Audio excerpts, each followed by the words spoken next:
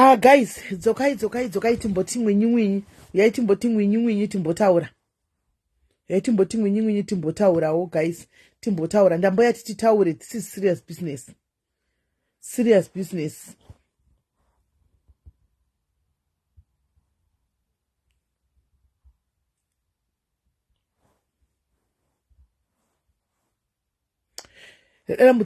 Guys, sorry you guys.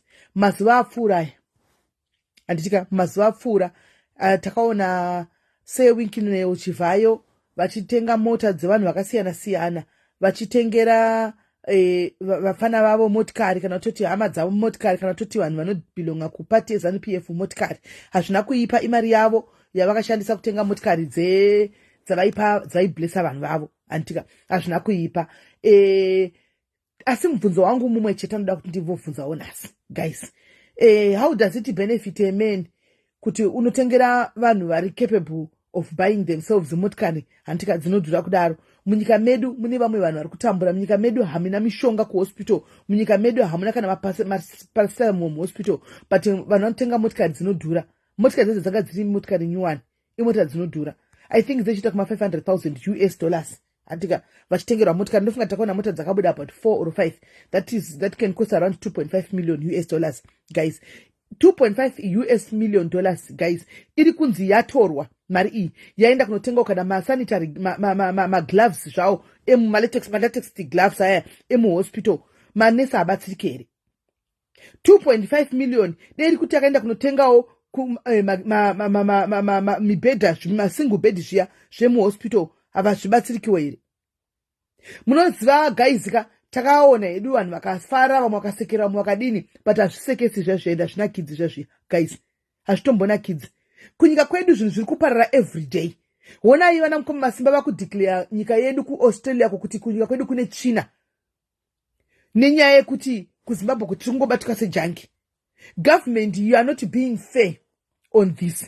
Kana makuti mota dzinotengerwa vanhu vanobhilonga kuZANU PF, saka vanhu vasina freedom of choice here munyika, because we thought kuti it's a country that is free, whereby one has to choose party anoda without judgment or without being condemned.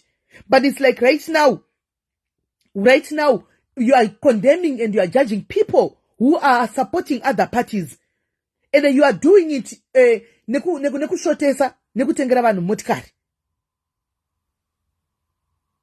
Kuchipatala hakuna mishonga. People are dying every day. Hakuna kana machine we dialysis chaicho kuZimbabwe. People are dying every day kuZimbabwe. Kwete kuti nguva yakwana, but mishonga cheche hakuna. Munhu anongoenda kuhospital kuti angoenda kuhospital. Zvokungoti ndaendawo kuhospital, but muservice anopiwa kuhospital hapana. We all know kuti vana winkino vava cover. We all know that guys. Kuti cover. Mari idzi dziri kubva kunyika yedu yegovernment. Imari dzevanhu, imari dzenyika. Let's look at other countries. Anditika dzimwe nyika right now ndivana makoma masimba vakapiwa hanzi in fairness it's his money. We all know kuti frontier, it's his money. Anoita nezvei. Tell us where he gets his money from. Tipeiwo source of income ya winkneo kuti ndei.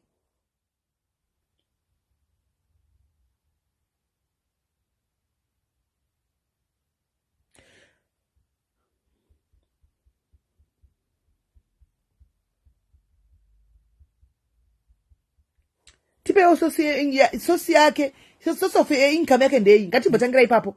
Pane anyora kuti hanzi mari yawinkneo government should not be held responsible. Anditika saka tikutaura naiye winkneo wacho. Anditika tikutaura naiye winkneo wachona. Tipeiwo source of income yake. Ngatangira ipapo. Business rinopinza mamillion akadaro ekuti can afford to buy motikari 5 dzevanhu 2.5 million nderei. Atangira ipapo. Ndatangira ipapo. Tipeiwo business ratinonyasoziva kuti iri business yakane makambani 10 15 ari kupinza mari dzakadai, ari kubhadhira vashandi mari dzakanaka, vashandi are getting paid, are happy nemari idzi. Antika nderei. Totangira ipapo. Since you brought up kuti imari yake ndei, where is the money coming from? Kuti anolainisa vanhu kumapostori vakaita line kudai vachigovegwa mari chechi yese. Business yacho nderei. Nderei. Yes, precious chiro. Business acho nderei. Let's not be gullible, guys. Hanimona, let's not be gullible. Kuda kuvharwa zvisina basa rese kunzanzi mari yake. Iye winkino munhu wenyamwana weZimbabwe. Takamutse hanzvadzi yedu. Andichika. We can also say kwaari kuti hanzvadzi tazviona muri kutengera vanhu dzimotikari. Muri kumboona here kuchipatara kuti hakuna mishonga.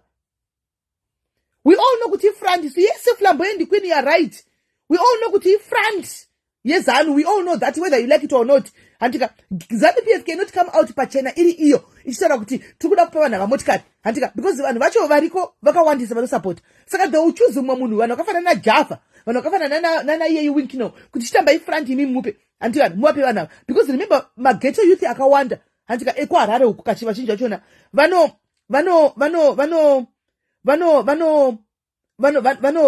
supporta sana. Hanzi neuya anonzi Ketiluka ngokudonopfeka ghost sure. Kutondipfekera ghost kuti uyo stratanzi kangoma kakuririsa. Rega kapaduke. Asika kakapaduka kangoma kane kapadukirawo newe. Kane kapadukirawo newe. Because this is it's an issue for us all. Haisi issue yemunhu one. Issue yemunhu wese. Issue yemunhu wese totaura tiregi. This is better than kusorotuka munhu. Because we are addressing our own government and we are allowed. We are given freedom of speech. And the government yedu yenyika president ndibaba vedu venyika kana ndine chichemo changu chandauta taura inini handina access to the president ndochitaura kupi. I don't have access to the president. Ndine chichemo changu chenyika chandoda kutaura ndochitaura pa social media, because it will go to the president. It will go back there. I don't have access yekuti hatigarei pasi timbotaura mukuru wenyika, because I am nothing. Handika ndiri nothing, handisi chinhu, handina party yekuti ndinozonzi uyo handinzwikwi. Saka tinofira yekuti anzi musataura because munozo iwe sha zvinenge zvaitika ndizvozvo. Kana ndikanzi ndafa nhasi iwe uchafa utatevera. Whether waurayiwa nani kana waurayiwa nani kana wafa neaccident, kufa we will all die. We will all die. Saka zvokuti chingoma chazoda kuririsa saka ngachipaduke ndife nhasi ndinofa ina ndichike kufa ini. Me, I'm not scared of death. I am not scared of death because chono ndakada kutya, chono ndakada kutiza ndocho ndisingatiziki rufu harutizirwi. Asi ndine policy yangu yezororo. Ndine policy yangu yezororo. Ndikafa nhasi iwe uchangofawo. Chero kafa usina kufira zve kuti wataura zve government uchazongofa whether ne BP, kana uchangofa whether ne kuzviuraya, kana uchangofa whether ne accident muroad, kufa tichangofa tese. Tisanyepera ipapo. Tisanyepera. Pamwe unogona ndotanga iwe ukandisiya ndiri pano. Unogona kutanga iwe wacho kuti anzi chingoma chorisa, unogona kutanga iwe kurowa nekuti baga mumangwana nemotikari apa ini ndosara ndichiripo. Who knows? Because kufa murayiro waMwari. But chokwadi ngachingotaurwa. Hanimona mumahospitals medu hamuna kana chinhu guys. Hamuna kana chinhu. Chikafu chinodyiwa nevarwere kukunana Gomo hospital parinyatwa Gweru General Hospital. It's sad. It's sad. Hanimona. Saka atina freedom of choice kuti munhu akasununguka wanda kunyika yakati inga wani president ku South Africa uko unotoona vana malema vakagara na Cyril Ramaphosa. Unoona vakagara na Cyril Ramaphosa vachidya politics. Azvireve kuti kana vanhu vachita politics vave vama enemies. That's why you confuse the whole thing. And it kana vari ma politicians, it doesn't mean kuti they are enemies. Vanodhisana ndezvebasa. But behind the scene, let me tell you the truth. Munangagwana chamisa vanenge vakachitogara vese vanotoplota vese. Manzwa here Java video yaita. Achitanzi takabva kupa vachamisa 5 million manje. Kana vari ma enemies, do you think vanopanana mari dzakadaro kuti push agenda yako? Do you think so?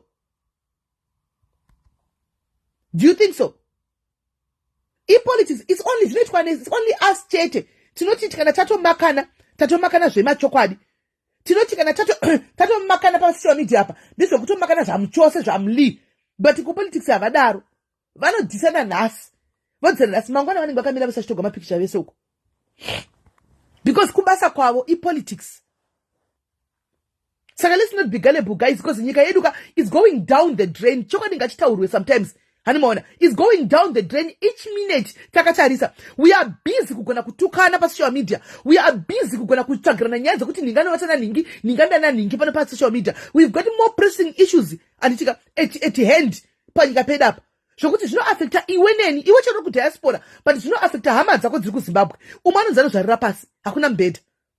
pafloor nechando icho chichonzi zvarira pasi. And then moti vanhu tingonyarara. Dai taimbobatana one day ka kumbonyatsota munoziva kuti social media munoidhererai. Munodherera social media ine power. Ine power. Social media. Tinodhivhetwa. Makambona kuti isusu tinozviti tiri vanhu vakadzidza ka, tiri vanhu vakangwara ka, ndisi madofu ekupedzisira. Makambozvinotisawo. We are diverted.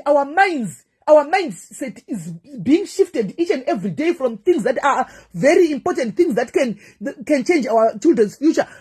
Iko zvino nemachembere mazera edai. Tatokura isu guys. 40 something is not a joke. Unoenda kunoenda mune imwe nyika kuti ndine vana vakwanisa kuenda kuuniversity because I cannot afford ndiri kuAfrica kutumirawo mwana kumabest schools. I can't afford. Kuzvipira kudzokera pazero kuti mwana wane life. Imagine, but we used to have best education system in our country. People would come from other countries vachisa vana vavo kuuniversity of Zimbabwe uko. Now you can't. Rango rizita rekuti University of Zimbabwe. Mwana aenda kuuniversity of Zimbabwe apedza. Vangani venyu vane vana vakapedza kuuniversity of Zimbabwe right now vane madegree akagara pasi pembedha. Pasemetres.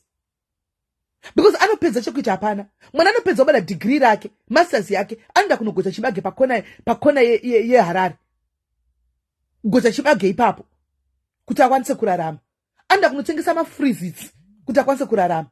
Anoda kuita mapeace job kudzimba dzevane mari kuti akwanise kurarama. Mwana wese muZimbabwe rangu vekorokoza. Makambozvinotisa here. Vana vangu vevakorokoza. Chikuita kuti vana vaite mutororo right now ndechekuti havana kumubasa kwanomukira vachienda. Vanomuka makuseni voenda kunoungana pachibridge. Kubasa rokuenda hakuna. At the end of the day, vakunyeudzana kuti ngatimbotanga tichitesta zvinhu izvi tichitesta kusvikira vashuta. Vapinda mazviri vave hooked up. Otoparara naizvozvo.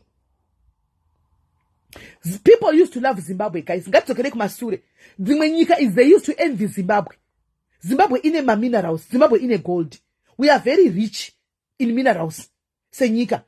Minerals aya. Ndenyika, guys. Hano murikunzwa. Kana chireva nyika tikutaura nyika. Imimi ndimi nyika yacho. Imimi neni. Nevazukuru nevana vedu ndiso nyika tinovaka nyika. Because land isina vanhu. Haingadzi nyika. Kuti nyika igone kunzi paita mutungamirira kutungamirira vanhu. Paita chi? Paita kuita vanhu vanovhota. Ndimi vanhu vachona. Ndimi vanhu vachona. But we are quiet. We are busy tearing each other down. Tiri busy kuti toda kumuburitsa mugame. Toda kumuparadza. Urudi kuparadza zvinhu zvikuitika munyika. Ifu kana wakapenga zvekudaro, paradza zvinhu zvikuitika munyika. Come and talk zvinhu zvikuitika munyika kuti veduwe vanhu vari kuzvarira pasi veduwe. Hakuna mubhedha kumahospitals. Pane mwana uyu anonzi great man uyu. Akakumbira wheelchair. Just a wheelchair yemagetsi, guys. I don't think wheelchair inoita kana $2,000. Kusvika pakuzvideredza kukumbira wheelchair yemagetsi. Chinhu chiri important chinonzi wheelchair. Because hakwanisi kufamba. Screenshot yakatenderera kusvikira baba vaya tinoti bless you ava vanonzani obey chafa ava vanonzani ava prophet ava profita vezvorufu vanonzani prophet obey chafa kusvikira prophet obey chafa vaya vazvipira kuti ndichatenga zvangu uchi how much is it. Just a random person womunhu anongozvitawo zvokunamatawo zvake.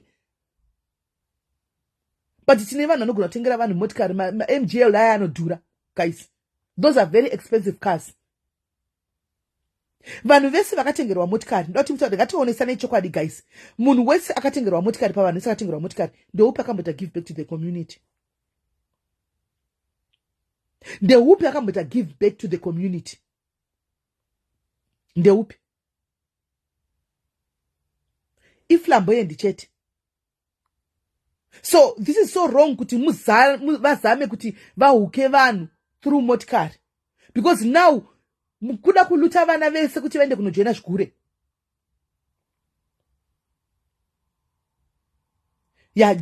Japreza anopaki the community. Yes, Japreza at least nekutoisirawo vanhu zvibhorani. That's at least. Hanimona akatengerwa kemotikari, but Japreza is even capable of buying his own car. He's even capable of buying his own cars. Japreza, yes, aka appreciate kwa zvake, but he's capable.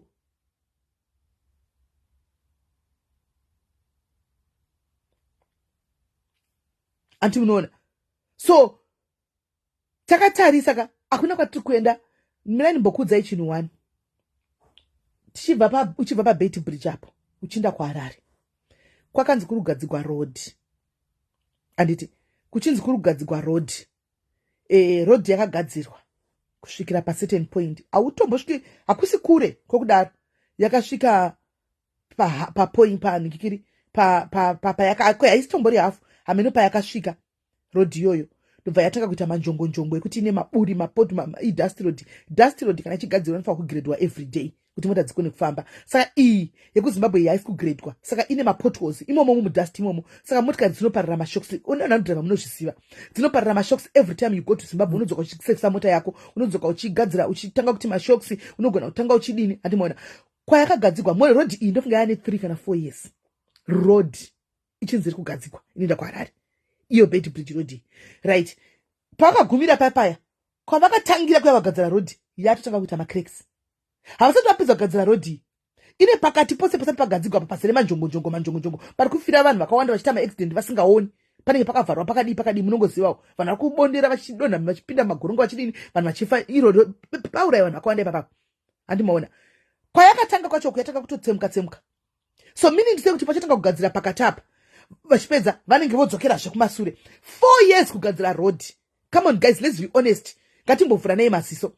4 years kugadzira road.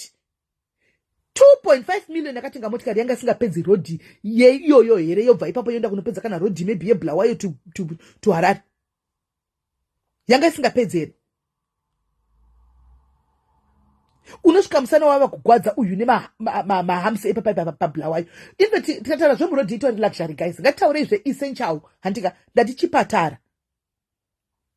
chipatara. Iwe inokwana D nokuti kumwe kwakagadzirwa. Inokwana kumwe kwakagadzirwa. Remember kwasara mapisi asinogadzirwa inokwana kugadzira road. You $2.5. Vanhu vapera kuZimbabwe nenyaya dzema-accidents. Nenyaya yemaroad waya.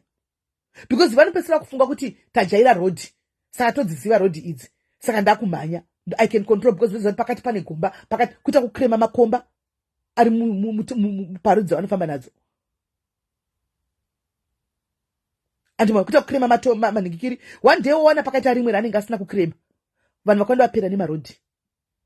Vapera nemaroad kuZimbabwe. People are dying every day nenyaya dzemaroad. And we don't talk about it. Chatinogona makuwa. Chatinogona. Tinonyarara, tosvika pakunyarara, tinotitika noise. Handika toshaya backup iwe tonyarara. Votamba nesu. Time vodzoka futi voti ba. Kuda kuti tuone kuita sei. Toti wawa toti si. Because vakatora attention yedu vakaidivert zvisina nebasa rese. Our focus has been diverted kuzvinhu zvisina kana nebasa rese. People are dying kuma hospitals uko. Doctor ariko anoshaya kuti ndopei munhu nokuti chekupa chacho hapana. Anonyora prescription chekumpa hapana. Unonyorwa prescription yoenda kupharmacy, private pharmacy kunotenga mushonga. Anditi mushonga unosvika private pharmacy mushonga unenge uchinzi $200 guys. Medication $200. Uneiwana ipi usina kana dollar kutenga muriwo. Uneiwana kupi mari yekunotenga medication ye200 kana kuti ichirekanzi $80. $80. Pills BP. It should be available everywhere kuZimbabwe. Because tinotoziva kuti vanhu vakuru vekuZimbabwe vese vanorarama nemapills eBP. Vane BP yekuti chikafu vana vandu vapa chikafu chipi. So usina pekutangira, usina chekuita, usina anything. Unoita BP guys. Unoita BP wega. Saka vakadzi vakawanda vekuZimbabwe varume vakaenda zvinezvi iBP ndosaka varume vakuita kuzvisungirira mazivano. Because anenge achiya kuti ndovapei vana vacho. Mwana ungamuudza here iwe kuti nasa kuna sadza vata nenzara akavata. Ungamuudza here mwana ne4 years izvozvo kana 5 years. Kana even 7 years kuti nasa nacho kudyarara. Varume vakuita depression. Vanhu vese vave nestress. Pekutangira hapasisina. Unopiwa medication $80 kutenga mapills eBP $80. Akanga achipiwa vanhu mahara. Mahara ARV. Munopiwa mahara here guys kuti unotengeswa kuZimbabwe. What happens neARV? Kana muchipiwa mahara zvinoreva kuti manje richangira kutengeswa. Because vachamhanya out of supply. Vachamhanya out of supply. Konzire ngarichitengeswa. Because kuZimbabwe everything chinotengeswa. Everything chinotengeswa. Kana uri murombo wako kuZimbabwe, sorry, because unofa nekurwara. Unogona kungourawa nechigumwe, kugwara chigumwe chako chakonzi inotenga masurgical bandage, inotenga maspirits, woshaya mari yachona, unofa. But umwe munhu anenge achibuda akaitisa vanhu line, achigovera vanhu mari kuchechi. Postori inozara guys, inoita vanhu vakawanda, achigovera mumwe nemumwe mari, mumwe nemumwe mari. Alright, ko kana madonors akasvika pakuti achakwanisa kuunza ma-ARV, what is going to happen? Kune ma-ambulance here kuZimbabwe, kasi munhu akanzi nhasi chaputika apa kunomhanya ambulance. Tine ma-ambulance here kuZimbabwe. Let's say the truth and shame the devil. Zvinhu zviri common, zviri kana common kana kuMozambique chaiko, kana kuMalawi chaiko. Tine ma-ambulance here kuZimbabwe. Tinawo here ma-ambulance kuZimbabwe? Hakuna ambulance kuZimbabwe. Unotoiswa mungoro, kana zvinoiswa mumota yako, kana munhu ane weusha ngoti ngapinde mumota mutende, unofa uri parodi kusina ambulance yauya. Kune ma-private ambulance ziwaya ekuti uisumudze kuti ingouya kana pari pa 2 km pegi, kana maybe 1 km yakutochedza kutoda $50. $50. Right now kuZimbabwe kuna magetsi. A lot of people are relying nokushandisa gas. Gas is very dangerous. Imba ikatsva kune fire brigade here.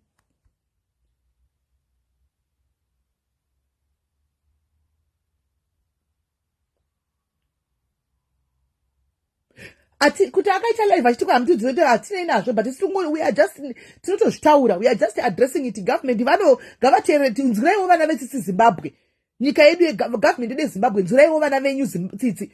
Vana venyu are the best people, ndio vanhu vanenge vachingoenda kuma best schools, ndio vanhu vanenge vachingodya patafura, vamwe vana chinonga mafufu. Zviri fair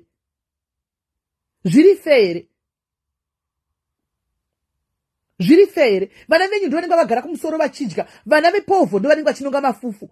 Zviri fair. Hamunzwi here mwoyo yenyu kurwadza muri vabereki?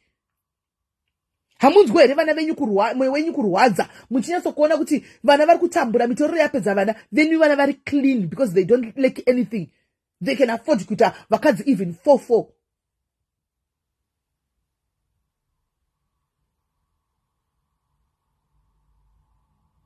Zviri fair.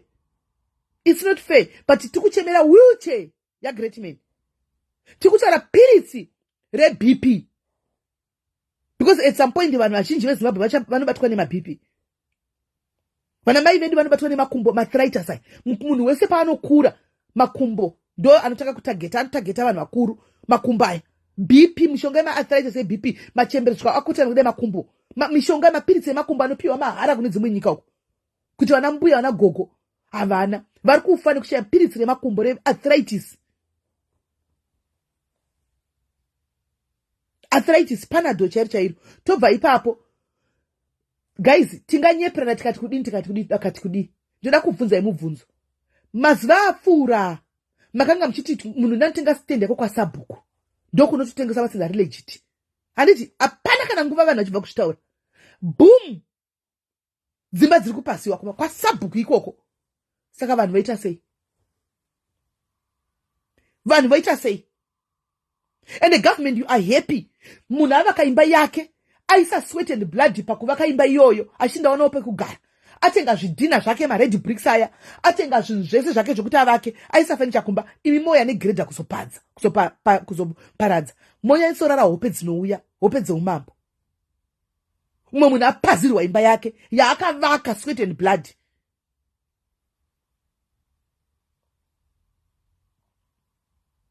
Moto kutoshinga kutumira kuti ndai munopaza pakati, munenge muchiziva dzimba dziripo, moenda kunoparadza. Why can you not compromise and make a deal nevanhu ava varipo? Chiva allowai kuti vagare. Pavanenge vachichera foundation, munenge muchivaona kuti pari foundation apa. Panenge pachitosimudzwa imba, munenge muchitoona kuti pari kutosimudzwa dzimba apa. You don't talk. Hamuende kunoudza kuti musavake apa. Munomirira vapedza kuvaka kunorwadza guys, kune vakambovaka. Munomirira vapedza kuvaka mochinda negreda kuti andeitoparadza.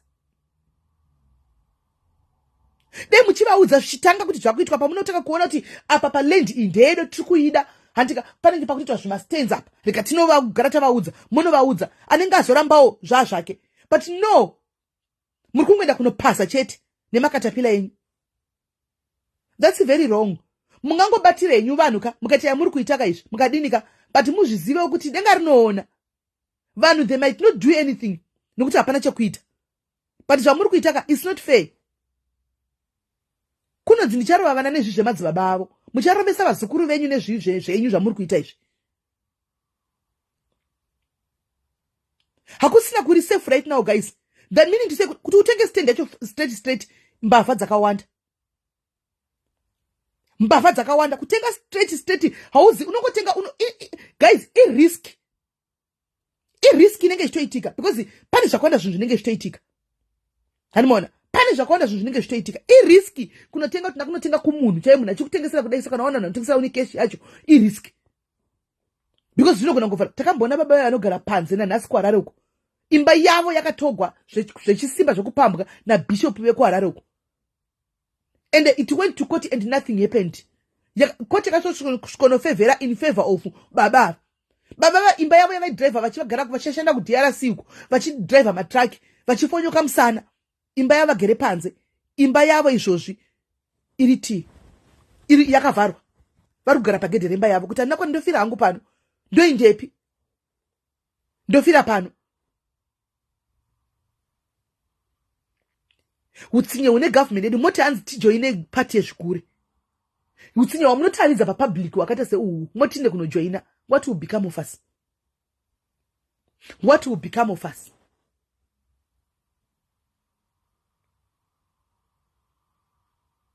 Kuvanogara muzimu vodini nailisa.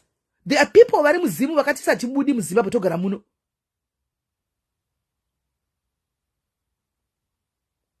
Voindepi? Not everyone who can afford to buy a property outside Zimbabwe. It's not everyone. It's not everyone. Now I understand when anogara kuno kuvakadzi vakawanda nevarume vari kutenga dzimba dzavo kuno. Obva ati ndikafanira kungovika kuno. I understand them. Because there's nothing that you go to Zimbabwe for. Chisha unenge uchienda kuZimbabwe kwachona. Kana if you can kuno mkungoenda nemari yako ukangosvika ukabata mari yako kana deposit chero ini ndakauya suro uno. Ndine mwedzi chete. Hanimona ndakaenda kubanki ndine 20,000 yangu unogona kusvika approve kwa mortgage. Deposit yako 20,000 pounds up auto approve kwa mortgage. Kumusha kwedu kune chinhu chinonzi mortgage. KuZimbabwe kune chinhu chinonzi mortgage. Makamboiona pinyika isina mortgage, guys. Ngataure chokwadi. Makamboiona kupinyika isina mortgage. Makamboiona ipi? Nyika isina mortgage yekukiakia inyika hombe Zimbabwe. Inta zvokukiakia. Kukiakia kuZimbabwe uko. Hatina mortgage. Mabanki, selected banks anobudisa ma US dollars, mabanki akona ninga chingobudisa mabond. Dei vaita mortgage kuZimbabwe, I would believe kuti vanhu vakawanda kadi vane pekugara. But vanhu vanoti mortgage haibudi because ma-teachers anobhadharwa $50 pamwedzi. Kana $100 pamwedzi, I mean, zvese nemasoja. $100 pamwedzi. Saka kanzi mortgage adzarimidza ninga kubhadhara $5 kapamwedzi. Havazoiti mari.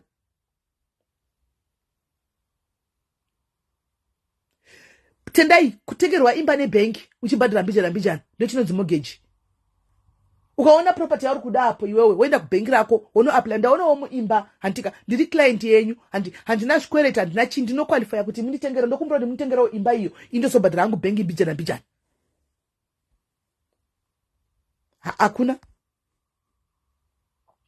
Hakuna. And then zvinorwadza zvikuitika Zimbabwe. KwaSabhuku kwacho is no longer safe kutenga stand kwaSabhuku because unogona kungopasikwa imba yako. Animaona, it's not safe kutenga imba kwaSabhuku kunotenga land kwaSabhuku. From kwaSabhuku zve it's not safe kunotenga stand pacho pese takata kungoita risk takungotenga patoda kutenga ipapo. I risk win or lose. That's how you buy a stand kuZimbabwe. That's how you get a stand kuZimbabwe. Nokuti ndeapi acho ari legit. Show us amuri kuti ayaya ndo ari legit. Tell us.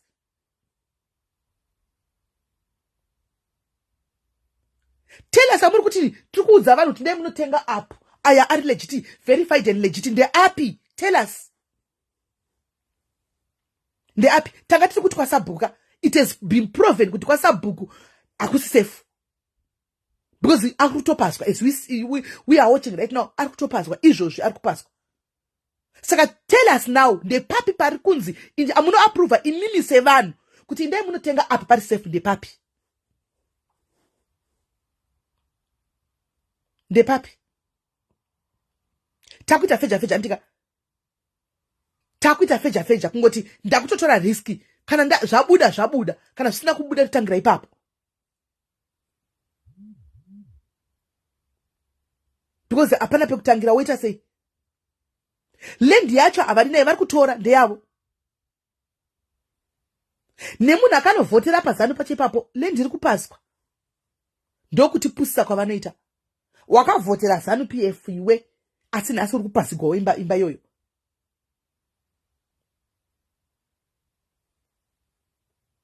But that's what I'm saying, Tapiwa. That's what I'm saying. Ndeipi nyika isina mortgage only Zimbabwe. Andiwana. Whether zvinhu zvazodhura, whether zvinhu zvazodai, the fact is hatina mortgage. Malawi chaiyo ine mortgage. Mozambique chaiyo ine mortgage. Zimbabwe no mortgage. Botswana chaiyo ine mortgage.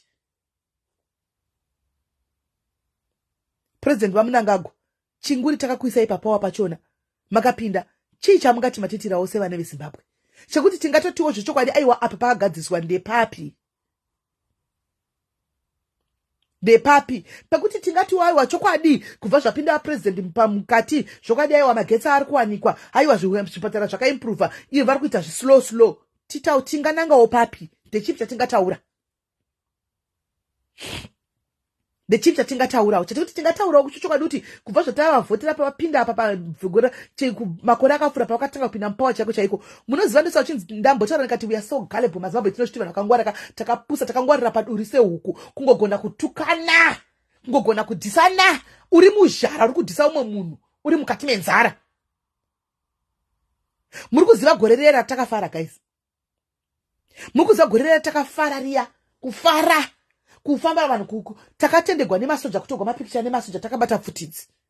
Vanhu kutogwa nemapikicha takabata futi kudai vanhu kukwira pamusoro pemadhomu femu haya tichitogwa mapikicha vanhu kufara. Tanga tichifarirei. Mugabe akatiudza achembera mazuva ake kupedzisira paya. Akati muchazoona zvenyu kuti ndaive nani. Muri kuzati ndo mama angari masiku ake kupedzisira kutaura kuvanhu. Akati muchazoona kuti ndaandiri right chaizvo. Muchazozviona kuti ini ndaitori nani. Are we not regretting today? Are we not regretting today? Akataura mashoko kuti muchazoona henyu kuti ndaive nani. Mukafarira nganga iri kuya kuzobata mai vako kuti mai vako vanoroya. Ndo yawakafarira. Ndo yatakafarira tese. Cry my beloved country. Zimbabwe inonzi kusatsitsi. Chii chatinoti tinachowo cheduwo senyika. What do we have senyika? Vanogadzira ma-airport because ndokunolenda ma-private jet avo. Iwone private jet iwe. Airport ndo iri kurinovetwa. Ma-airport iwayo. Nokuti ndokunolenda ndege dzavo. Iwo unei. Une private jet. Ukuti ukufarira kuti kwai kwagadzikwa ku-airport saka private jet yangu unayo. We don't have anything to do nema-airport isu. Tikuchemera edu mapiritsi muhospital chete. Mapiritsi eBP, Panado, mibhedha muchipatara, madziro echipatara ambopendwawo vanhu vapinde matoilets ambopazwa kuswe matoilets manyuwani. Unopinda muhospital unodzoka wava nebiliasia. Public hospital. Unopinda public hospital unodzoka wave ne-urine infection because matoilets aya ndeagorera Smith. Munenge muchingochinjana kugara pamatoilet iwayo anogosukwa mvura dzinobvepi. Paunobuda muhospital unodzokera wave nechimwe chigwere +1. Kana wanga wapinda une asthma unodzoka wave ne-urine infection.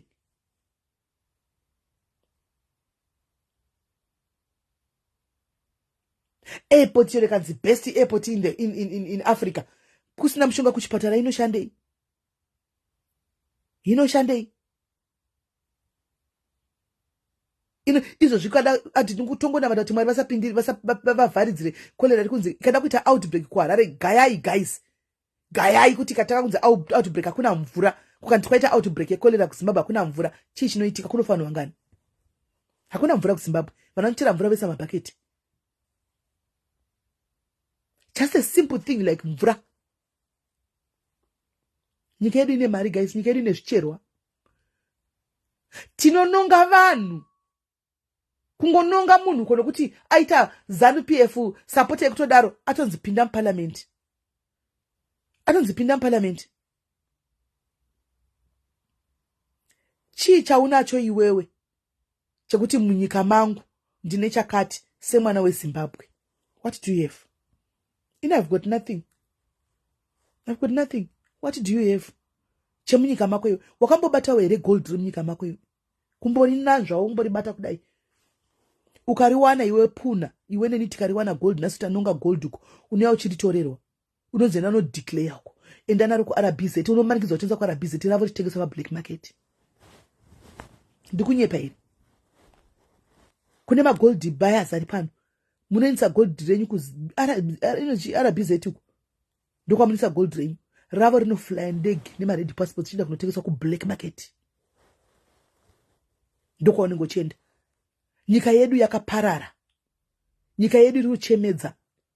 There's nothing good kunyika kwedu. Iko zvino vatanga kuti anzi vanotenga magrosari kuZimbabwe juti raiswa kuita kuomesera vanhu kona tikona mai mwana. Saka vanhu vanga chirira mai chikafu chitengwa ku South Africa chibuda muno muchinda kutengeswa kuZimbabwe. Saka voita sei? Kana chakunzi ubhadhara juti unenge wakunzi box remafuta 1 maybe bhadhara juti kana kuti mari pamunenge unondonzi bhadhara kana 200 rands handika ndo profit iri munobuda box remafuta. Saka unenge uchaita sei? Unenge uchaita sei? Juti radzoserwa pagrosari. Chikafu changa chitori nani vanhu vangachiona chikafu changa chichiuya pamari yaunenge una yoyoyo wongonotenga kune munhu abva kunohodha kuSA. Nawo zvavati juti kuchenda kumangani vachagona kubhadhara juti vangani. Vangani vachagona kubhadhara juti kuti mupinde fish oil muZimbabwe. Dragon drink rekumwa charibva pa South Africa. Hatina drink redu isu kuZimbabwe. Tongogadzirwa koko yedu ya haitisiri koko yekujovesa tozoya kudhara yangovewo ordinary koko. Marwadzo kanifungai. Marwadzo. Hakuchisina koko yatoziva yavana strips orange, strips lemon yainaka yataimwa kudhara hakusisina. Kani judika nikumbokanga kani. Hakusisina. Madrinks ari kubuda pa SA. Drink iri kubuda pa SA apa. Coca-Cola yango ve company yezita. Futa rekubikisa Olivina mino kana ichiri kurarama. Futa riri kubva pa vana kudya delight kubva pa SA apa. Pa SA apa. But vanhu vari busy kuti shainira chifulanda mari. Vachita holidays after holidays. Tobvunza ma source of income kuti nai vedu mari inobvepi. Munoda kungara kwegovernment zvainoita so. Yobva ishandisa vana weekend front. Yobva yati wewe project ya masola ekugwanda yawaita iyaya. Anti Zesa failed to turn up kunikiri. Their project ya ndeyati kudhara. Haisi yave neme 15 years. Project ya. Obvious mlangari CEO pamakatobva zvikazodika apmeno. Saka iko zvino izvi ndakuda takuda kuti Zesa indibhadhari. Kunotora futi mari kuZesa kwagara kuna mari yacho because anaona magetsi. Vakunotora yasara iyo yokuti ngaibhadhara kuweekend. Mari yake akombanzito because vakatambisa time yake vachinda kukoti ivo vana kuya kukoti. It was planned. It was planned. Otora mari kana vachisuwa havasuwi mari shomaka. Vanosuwa mari svinu chaiyo. Chaiyo svinu chaiyo billions kana millions of US dollars. Ifrandi mzvare ifrandi yezanu ya weekend. Opuwa mazimari yoyo yodliwa kwa inodliwa. Yonodliwa kwa inodliwa. No one anosimudza musoro hapana. Anosimudza musoro chekuti mari yedu yekuti vabiri kudliwa ndiani hapana. Mogona kusora mchituko na melu tukwa baba mastens but mela nakuba mastens. Takatoita riski takaita feja kuti kubuda kana kusabuda tiri pa ground. Mari shini iri kudyiwa panyika apa. Tichiona kudai zvine evidence, zvine trace. No one raises a voice. Hakuna no kwanza kuraise a voice. Takangwarira padurise huko. Pakaita documentary nonziti Gold Mafia documentary. Yakatiburitsira Al Jazeera yakatiburitsira exactly zvese ma recordings chaiwo ma voice evanhu achibuda real evidence, hard evidence. Guys, yakabuda.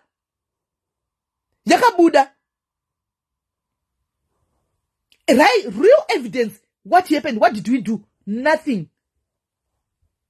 Chatagona kuita hapana. Taingogona ngoti ndetinoona. Mende zvakaoma vedwe. Zvangogumira mukuti zvakaoma. Ndikunyepa tese tagumira mukuti zvakaoma. Hard evidence iripo kutoza kuti pari kudliwa mari, pakabiwa gold, pakabiwa mari. We kept quiet. as Zimbabweans. We kept quiet kuti zik for muromo kuti unge tisingazvioni, but imari yako iwewe neni nevana vedu nevazukuru vedu yakadyiwa. Imari yenyika yakadyiwa, ifanira kutenga mishonga kuchipatara uko iri kudyiwa, because ivo vaya vanokwira ndege voenda kunorapa kuChina kana kuIndia kana kuti kupi, vanoenda nendege. Hard evidence akaivigirwa neAl Jazeera kudai, Al Jazeera katakuya takupai evidence chiona yamoda kuita. Takatadza, simba redu riri kumuromo uku sepinjisi. Takatadza, but tinogona kuuya pasocial media tichitukana, tichinongedzana kuti uyu Zimbabwe iri Zimbabwe raba razodai uyu azobira vanhu azodai, zvisina evidence. Andisvika izvo zvine evidence zvotanga izvozvo, tangira ipapo. Senyika gold redu rakabiwa, tine hard evidence. Ini so far kusati kune munhu akabigwa stand namene kuti hakuna munhu akambobhadhara mari kwandiri so far akaisa mari yake kwandiri. Tiri kuziva kuti masenzi edu ariko, and then nhasi tatopiwa futi feedback, tiri kuziva kuti zvinhu zvedu zviri kufamba zviri kuita. Ifeja unless kana makuti hakuchina chatenga stand kuZimbabwe, because hakuna, there's no way legit way yekutenga stand kuZimbabwe. Hakuna legit way yekuti anzi ngatitenga wakadai. There's nothing. Unofanira kutongoita feja. That's how you get a stand pa Zimbabwe. That's how you get a land pa Zimbabwe. Feja, win or lose. Win or lose. Hard evidence takapiwa Al Jazeera. What did you do? Who spoke about it? Thank you, Destiny. Pachedu ma Zimbabweans. We are divided. We are divided as Zimbabweans. There is no way we can push for one agenda when we are divided like this. Believe it or not, like it or not, but it is the truth. We are divided. Tinoti chikwata. Tinoshora vanhu vekubulawayo voshorawo vanhu mandevele voshorawo mashona oshora mandevele mashona acho pachezvawo pane division. Handika takadividana into 4 kundevele kwacho wakadividana into 4 toenda kumandau. It's the same thing. We are not united. How can we say one thing with one voice when we are divided? Tinongwarira nyaya dzemijolo, ndozatinongwarira dzemijolo, nyaya dzezvinyadzi. Ukawa zvichibuda muromo medu zvinezvi kudai zvoita kuita kuyerera kudai, hazvinyadzisi kuita kuyerera, hazvitonyadzisi, so zvoita kuyerera kudai. Let's come together with one voice. Handika timbosiya zvina basa izvi, hazvina basa zvemijolo izvi, zvokuti ningavatandani hazvina basa izvi, nokuti chinhu chake ngaavatende vanhu vanoda, zvokuti ningi uyuyu azodlei kumba kwake ngaadle zvaanoda nezvokumba kwake, zvokuti ningi azoendepi nani hazvinei nesu izvo, ngaaite yaanoda ilife yake. Pane more pressing issues dziri panapa. Vana vadiki vari kutizira kuSouth Africa uko. South Africa vari kusvika chinoitei? Vari kunosvika chinoita mbavha, ma-armed robbery, zvinhu zvakasiyana. Hakuna chanobata chinoitika chine musoro. Vana vadiki vakuswera pasocial media vachituka chemberi. Basa haasina tombetana life, hana chinhu. Anoswera achituka nechemberi dzakashanda kudhara dzakatoita life kare. Nenyaya yekuti hakuna chinomukipa busy. My morals, we no longer have morals. One voice, we speak about it kuti pamboita mudhumo wokuti nhasi uchiri kuputika uko semnyaya makwana chiri kuputika uko noti achipedza uyu chiri kutanga apa. Hanimona uyu achipedza uyu achigamira chinde chakadai so. Handika tichienda nemafollowers muchitevera kwese. Hanimona kwese tichitevera tichienda kwese kutaurwa zvinhu zvenyika tichienda tite one voice. Vambonzwawo vanzwe iti. They don't feel the heat on to have because isusu vacho we are useless. Isusu vacho we are useless. We are useless. Zvino maona here kuti South Africa nezuro panews. Did you see the news? South African party ANC ndiye party yake ni kunene nzichikwe yake ni kunene vainda kuchikoro nezuro. Vakaenda pasitting school nezuro, vakasvika ipapo vakawana kuti vapiwa tip off kuti chairperson weSGB wepo muZimbabwe zvikanzi pane 80% yevana maZimbabweans, only to find kuti hanzi pane 20% yevana. Kuri kunzi vana vese ivavo vamiswe pachikoro kupinzwa maSouth African first. muri kuona vachikuenda. Tingataura kuti togara kuSouth Africa isusu, isusu hatiende kuZimbabwe, but guys look at it. Vana vedu vanoenda kuchikoro ende havasira musi mese mune mapemits. Handika vana vari kuenda kuchikoro ende South Africa chena haisi kuti unotemba nayo, hakusi kwako. Hakusi kwako. Kana vakupinda muzvikoro kunhu zvakuafekta vana manje. Iwe wakadzidza kuZimbabwe uchiti ndakunoitira vana vangu life kuSouth Africa. Vakupinda muzvikoro vachitaura kuti ngavabve vana vane maforena. Kwanzi they are going to go house to house. Handi machizwa. Vakaona news nezuro tsigirai. Kwanzi we are going to go house to house. Tichibvunza vana vemunomu kuti mwana wako anodzidza kupi, uri happy here? Why akaenda chikoro chekura chiza kuenda pachikoro chepadhuze? Kana akangoti ndoda chepadhuze, tiri kubisa maforena maZimbabweans why? And ainosara kuti Zimbabweans.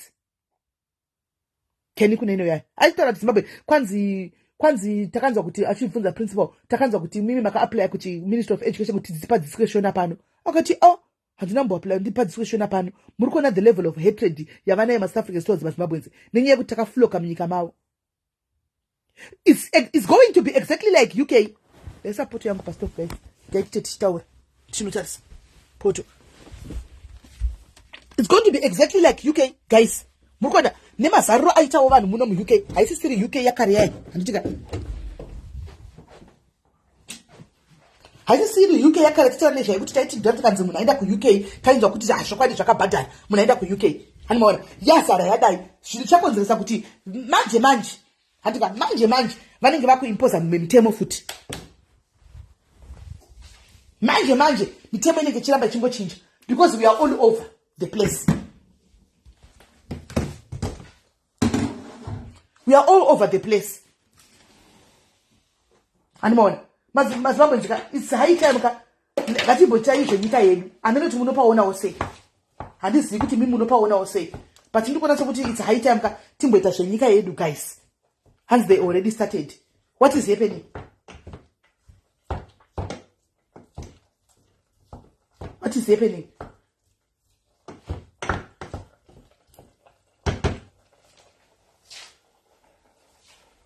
Animukona.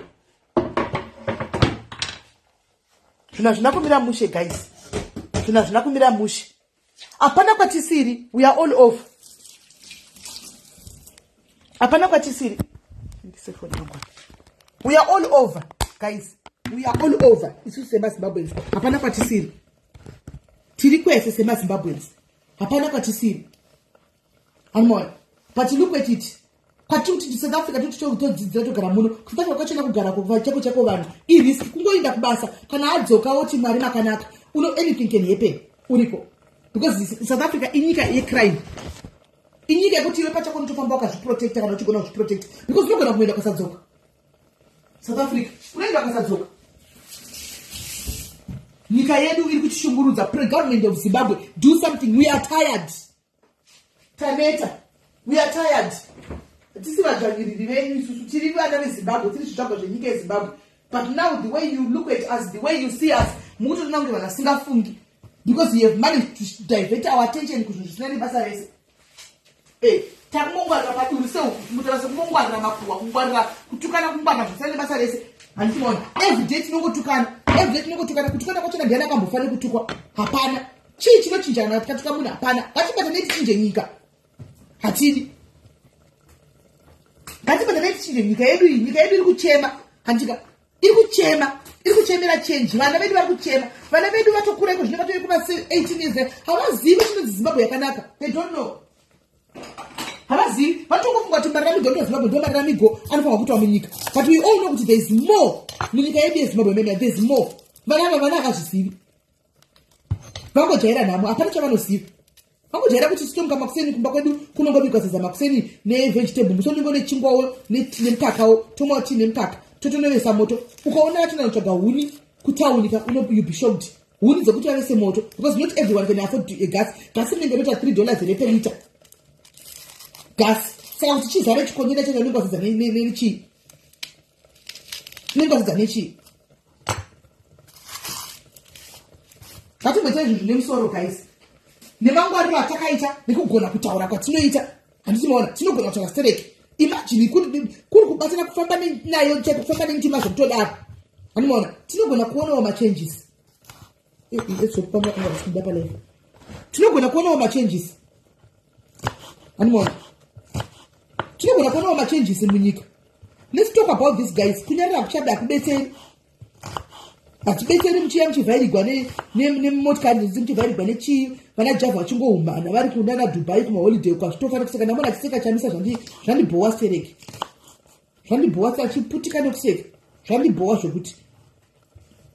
But anyway, tongoti ndipuya comedian akatingagoti kudi.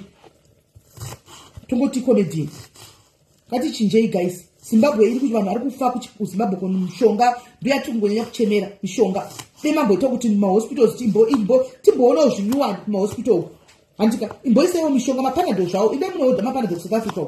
Go and make a deal nemapharmaceutical companies kuti tipiwewo mapanado vanhu vapiwewo mapainkiller cheche brufen cheche makumbo uye makumbo arthritis chembere kana dzakukura dzinotanga kubatwa nemakumbo munozviziva haisi secret.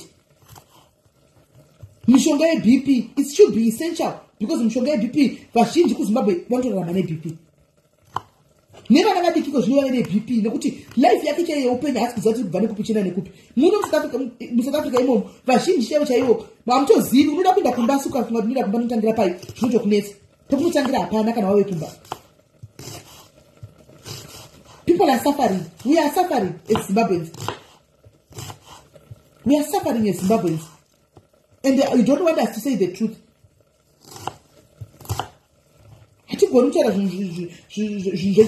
Because one of my own actually attack. One of my own people actually attack. Come on, listen. We are doing this for you and your kids and your generation to come. I'm not doing for myself. But kuna generation chao ya kumasuro. Aniti. Kuna generation chao ya kumasuro. Kune vana vama varikutopenga utunoti yantopenga pasocial media. Varikutopenga pasocial media. Animaona. Wautonyeso ngati uyantopenga. Uyu mwana kugwara ntodawo yopu. Pane zviri kumunetsa. Anenge ane kutori problems. Ari kutomunetsa.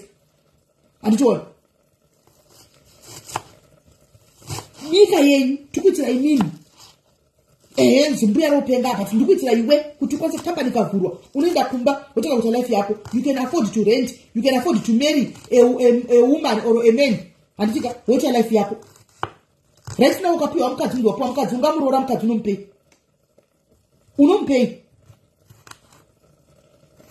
unompei South Africa kuti vana sisters vedu vari South Africa vana madhumbe chii vanopiwa ma 5,000 rands inotenge 5,000 rands inotenge anoshanda mwedzi wese kupiwa 5,000 rands mwedzi wese. Ndo pane mari yeschool fees ipapo dzevana, ndo pane mari yechikafu chevana, ndo pane mari yenhikiri yemabills ekuti aite zvinhu zvekumba ne 5,000 rands. Simply because kumba akudzokereki. Vamwe vari topiwa ma 3,000 chero. Hazvibalance haikwani. Haukwanisi kuita business even nemari iyoyo. Imari shoma sereki. 5,000 rands. Asuma chitengera mwe motika dze $500,000. 500,000 US. Iyo material things are zvakaoma. Amen. You guys nangoti ndipata ureko zvinoti munetso kuona kuti nyika yedu haisi Zimbabwe government ndozati muchamuona ino nemawoncho munenge makatarisa. Itai kuti ma lens apiwe vanhu. Zvokupaza dzimba dzevanhu izvi sit down and reconsider. Consider iwo panovakwa kuti panenge papinda chinhu anenge abuda ziya vasandisa nemari muZimbabwe. Vanhu vari kuita kupara pasi kuti mari dzodzimba tanoti atenge kubva kumasemendi kubva kuzvidhina kuti akwanise kuplasta imba cheko maasbestos. Panenge pabuda mutambo. Ini mungonituma grade kuti ndaunopasa pakati. Sit down and compromise. Make a compromise. Muri government yevanhu. Hamusi government yenyu. You are the government of us people. Munoshandira isusu. Muri government yenyika. You must listen to us. Imbotora mapoints kubva kwatiri. Chimboti dedzaiwo tinogara mustate house imo muchitaura zvichemo muzvipindure. Izvo zvinhu zvimborudziko guys. Mash ish ushere ikingship here chieftains here kuti vanhu vanoramba chingochinjana. Chieftains here kuti vanhu vanoramba chingochinjana guys. Umambo ndiwo ndozati muchifa akafa kunonzi mwana wake ngapinde. Kati Zimbabwe yake nayo yave yeumambo.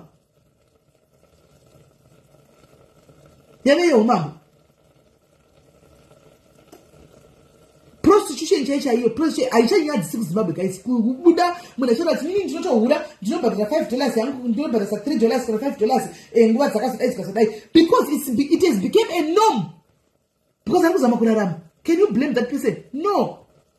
Haungamublame because arikuzama kurarama. Hatika ukamubvunza unozati nditori ne-A-level ndakapasa but chekuita hapana ndoidi ati rega ndangu nditengese muviri as long as ndikutengesa zvinhu zvangu handisi kuchikwereta chemunhu to extra hanzi zvigwere zvinopera pakadaro. Makona ese maZimbabweans takakavharigwa vamunangagwa itaiwo mwoyo wababa wokubereka the same way yamunobatawo muchita vana venyu vaya nafungiraiwo vana veZimbabwe.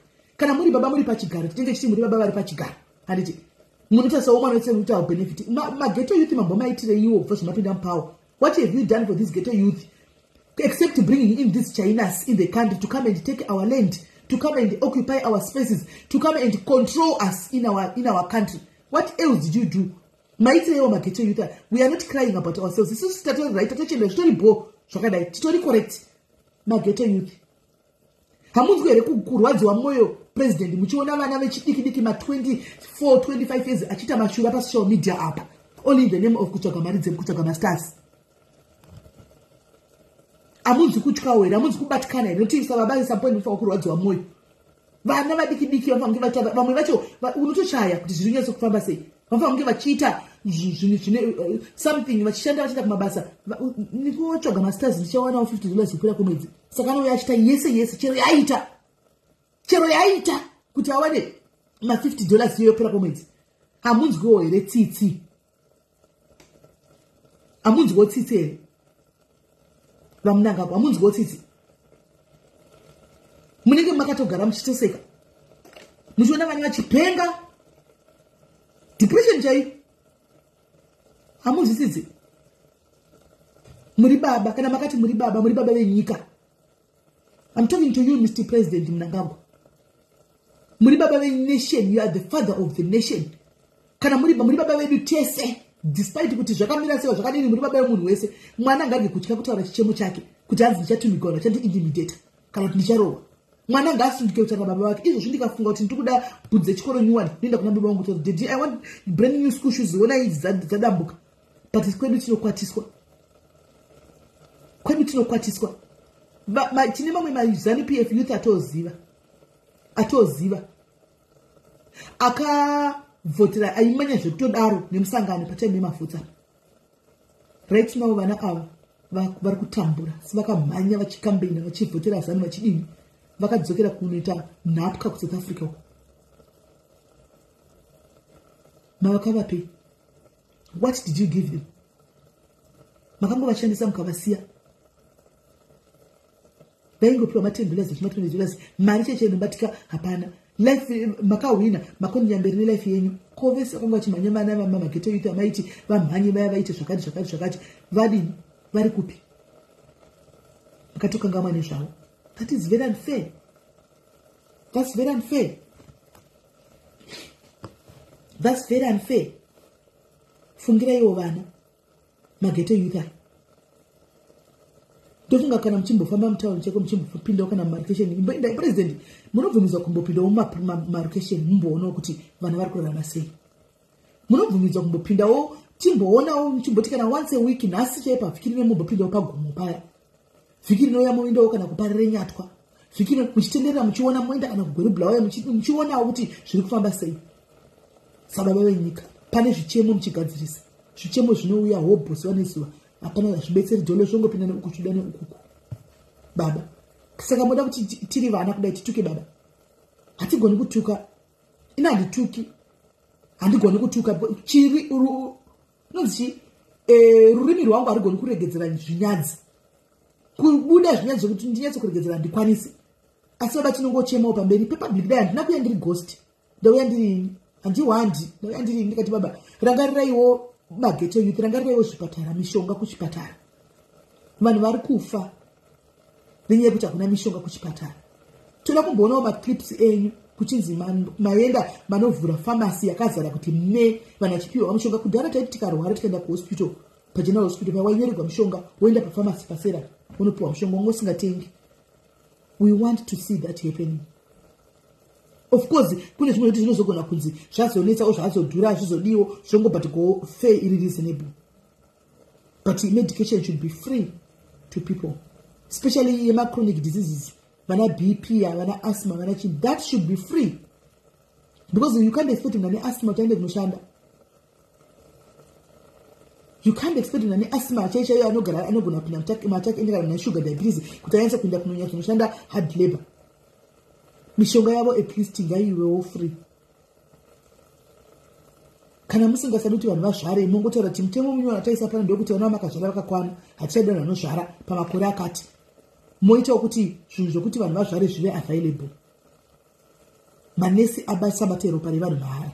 Vamwe manesi vatotora zvirwere muchipatara kuti kune kusina malatest gloves ekuti vapfeke vaende kunobata ropa vakadzi vachizvara.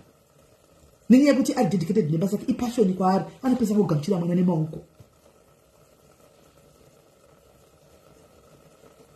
President wedu tauya takazvidzikamira takatozvininipisa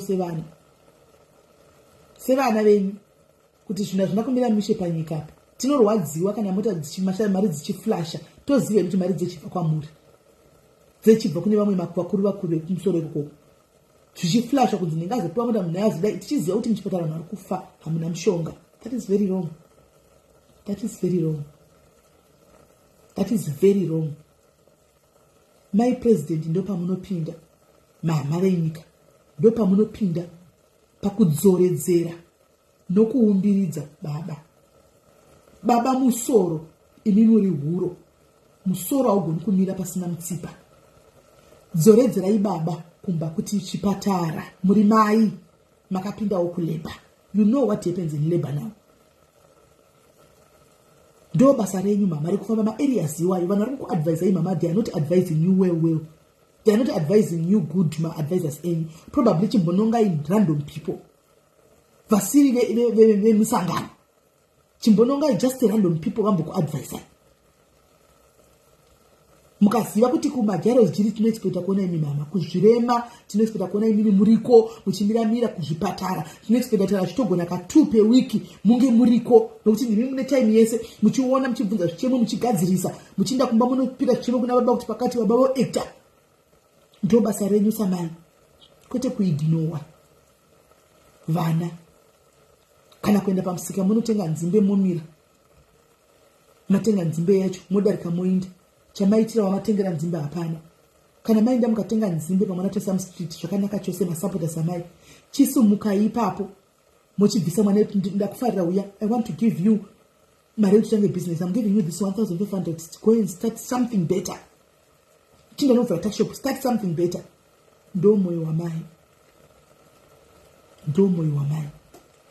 Mirai nemurume wenyu mutaridzewo pamwe paanenge achiti apapa ndinoziva imi samai you know mune avo vana taurai navo anditika muvataridze kuti aiwa baba ndabvawo kuchipatara zvandaona kwazvina kumira mushe handei munoona anditika zvinoita kuti tiwedzere rudo. Zvinoita kuti tiwedzere rudo kuti avari kutoita vari kutoningirira pakutodai tinowedzera rudo. Kuwedzera rudo chaivo chakunzwa kuti kuona kuti maybe asi vari kuzama. So far kubva zvimakapinda paumai president tina kana wanje tichaona kunze kungokona hedu nditamba nhodo paya nekutamba fish. Hapana chinhu chatakakuona muchita chekuti chiri kuzosira back to the community. Ndechipi kana chiripo chamakaitawo maybe kuda chakandimisa chatakaona kuti mai vaita chakati tidzosere. Andimaona. Above all, guys, to us people, vana veZimbabwe, nyika yaya ndeyedu guys. Zimbabwe yakanaka guys. Kumba kunongove kumba so. Mhepo inongobuda soka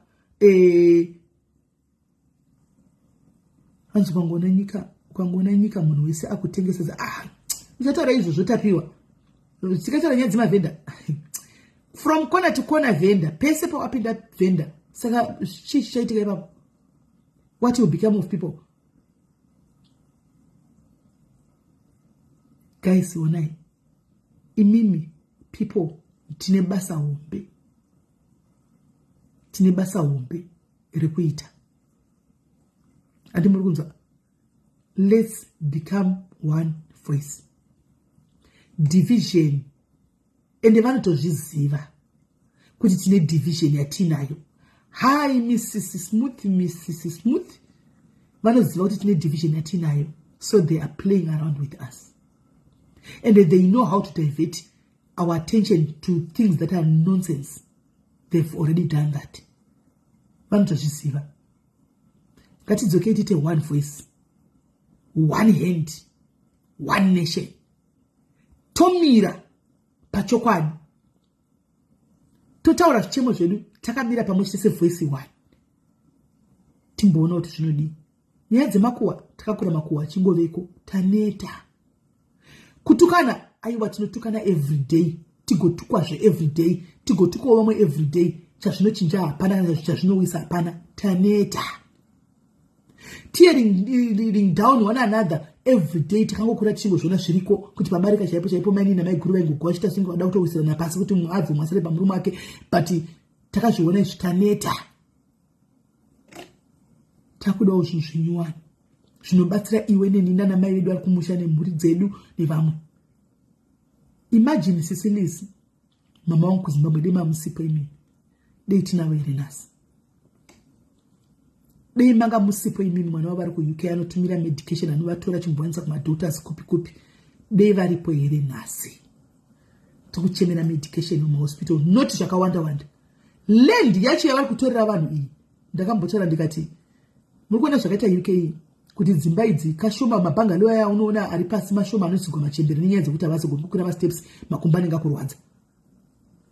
Andimaona kazhinji kachona dzimba dziri kuno anenge ari masteps iwaya. Zimbabwe neland yatinayo guys, munhu wese angadei pasina anolojera munhu apa, nokuti vanobva vatora vana mhondo mapurazi kusari kumusha yawo kunotemwa huni kwese kupi kunana chegutu mapurazi semisha yese yaya vese yovakwa oitwa mastands vovakira vanhu mablocks iwayanike na maflats chaiwo. Munhu opiwa kana 2 bedrooms yake, 2 bedroom house yake, 2 bedrooms yake nedining nekitchen, 2 bedrooms kuitira kuti tiwane space. Munhu vanhu vogara kana paflat poiswa kana 4 families vanenge vane ma2 bedrooms avo, munhu wese anowana pekugara. But because of the greed that is in our government, what they do is vanonotora malendi wewe waita avo vozoti time vouya nina developer wavo votanga kuvaka opiwa vanhu vavo. Kana aitwa kana vafunga kuti greed futi vodzoka negweseri voti makavaka pasingabvumigwi akutodhadhabhuka saka pakutopaswa, because ndio vanoita mtemo yacho. Konzi ngaipaswe iwe wakatenga ka stand paya yobva yapaswa imba yayo handitika unotsvaga another developer futi oya kuti yavakapa zvichingodaro. Ndomavakirwa wakati vana madokero vaya, ndomavakirwa kuti vana madokero vaya zvinenge zvine vamwe vanhu vegovernment mukati ndo varidze mastands ma-apartments ari kuvakwa ise kuZimbabwe zvichidii zvaizvo zvinenge zvine vanhu zvinenge zvine vanhu venhingikiri vezani vavanhu vanenge vanazvo mukati. Madevelopers anozongotambawo front. So uri momo uchibhadhara mari yacho yelendi yako neuchinzi uri kubhadhara bond, uri kubhadhara mheno mari yanenge uchibhadhara inenge ichienda kwavari mari pamusoro peimwe. Iwe usina kana mbudzi inoti me, kana huku zvainoti kwikwiri hauna.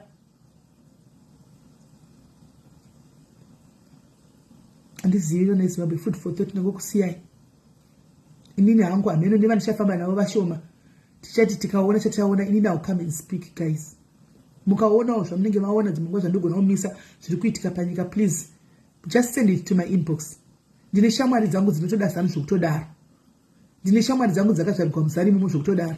Pandinotaura izvo havakomenti. And I've never seen even one comment section havakomenti. But ndinogara ndichivaudza kuti you know what, it's not about us anymore. Imimi muri bho muri mushuga. It's about povo nesuo nevana nevazukuru nevachauya tafa. Antimazona, we are not enemies. They do love Zan, it's fine. We are friends. We are not supposed to be enemies because of my parties. No. One support yavanoda inindomira une chokwadi changu. Antimaona. One support team iyo yavo team iyo SNPF. That's bo. Indomira une chokwadi changu. Takamira pa chokwadi takainda. Atisikuzosia.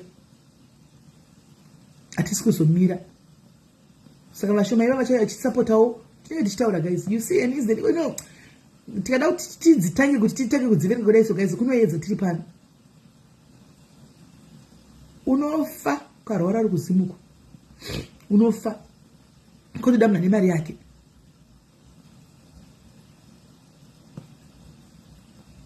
The only thing to reach more people is to just to share the life. Simba rashe chirara. You keep on patenta kutaura nyaya idzi, you keep on sharing the life. But chandoziva nechekuti vanhu nyaya dzakadai dzakafanana nedzechechi havadzidi. Vanoda panotukwa munhu. Zvatobva kutora panapa. Ndipo vanenge vari papo. Panotaurwa zvinhu zvekuti life yako neni, hapataurwi izvozvo. Hapataurwi izvozvo. Saka tichafamba tiri vashoma takadaro anzi pane vashoma ivavo tichafamba takadaro. Where do we start? We start by talking zvatongoita zviro, so we'll keep on talking. We'll keep on talking. Those we have shared, you have shared. Kana paine vamwe masocialites vari pana paichidiki kana mahombe anokwanisa ende pandichidona alita kundinyoa simudzira. Simudzira iyo ai life simudzira onewe oende unotaura chemo ite noise. Ine power social media ite noise. Nyaya yemishonga kuzvipatara. No agenda yedu yekutanga mishonga kuzvipatara. Upcoming hair content isina kutukana, isina kuti to analyze nyaya dzavanhu, to analyze nyaya dzavanhu. You can't all be analyzing nyaya dzavanhu. Muri 50 and 100 mese to analyze nyaya dzavanhu. Inosvika pakupera muto kanyaya yacho inongoanalize vanhu tuya topera muto vachada wechi 3 4 5 wakungoita uchina vanhu. Uchina vanhu. You can't all be analyzing nyaya dzavanhu. Varipo vakapwanyirwa Dzimba phone. I've got the phone here. Kana varipo vakapwanyirwa Dzimba phone tinzwe kuti how are you feeling muri kuzvitambira sei.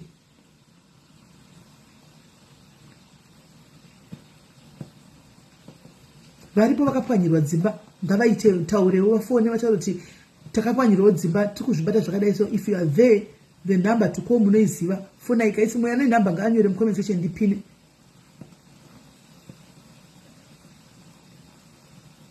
Say number tipini. Yes, Alice, it's number says you know share 100. You know 200 shares. And you also got she just share baba. Shino upenyu wedu amai vako vana yo uri ndi wakatiza nyika ko family yako iri kumba. Yodi. Ko family yako.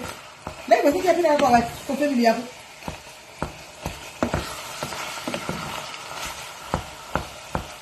Yodi.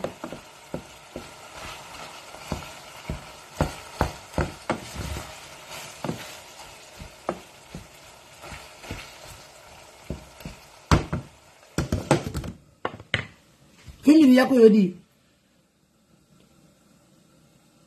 Kuenda kutaura aggressive kuti kuzimu dzimba dziri kupazwa. Kandika South Africa kwacho na mudiwi.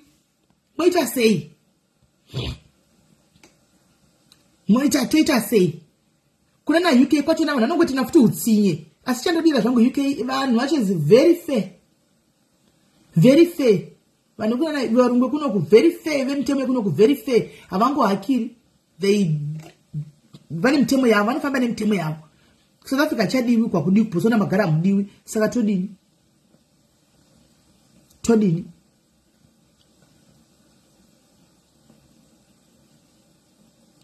Kwanza vakatenga kupi masulu wakapwanyiro. Kuna sabhuku kani ndiwa taiti vaipo kana sabhuku wachekedwa kama na sabunzi chiwa kayapa. Na sabhuku chitika zvekutofaya. Hamino kwachindapiwa na sabhuku. Shele dzimwe dziri kupwanya idzo. Hausi kuona mavideo. Dziri kutopwanya idzo izvo zvishele dzamba dzatopwanywa hobho mavideo akutenderera. Urugare piko shaile timimbai. Dzimba dzatopwanya idzo. Urugare izvo dzimba dzatopita. Kwatopwanywa hobho.